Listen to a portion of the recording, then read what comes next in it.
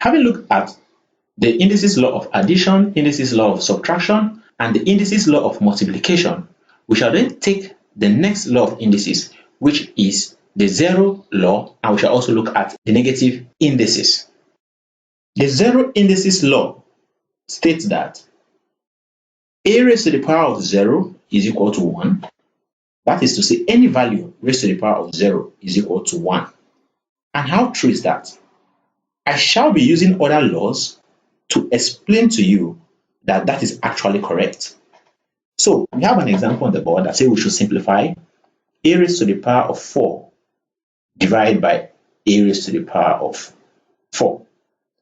This, we all know, if I should write it in the expansion form, this is going to be a raised to the power of 4 can be expressed as a times a times a times a to be divided by a times a times a times a.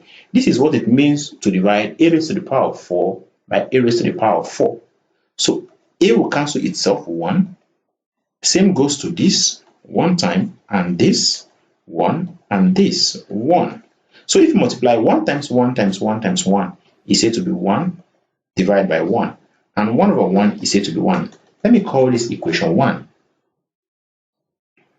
Also, on the subtraction law of indices, we say that a raised to the power of 4 divided by a raised to the power of 4 can be said to be equal to a raised to the power of 4 minus 4, owing to the fact that the bases are equal, so we say you subtract the powers, and this is said to be a raised to the power of 0.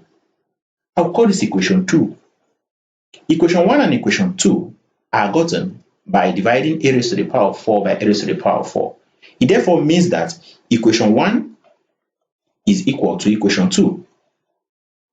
So if equation 1 and 2 are said to be equal, it therefore means that a raised to the power of 0 is said to be equal to 1. So this is the law of zero power indices.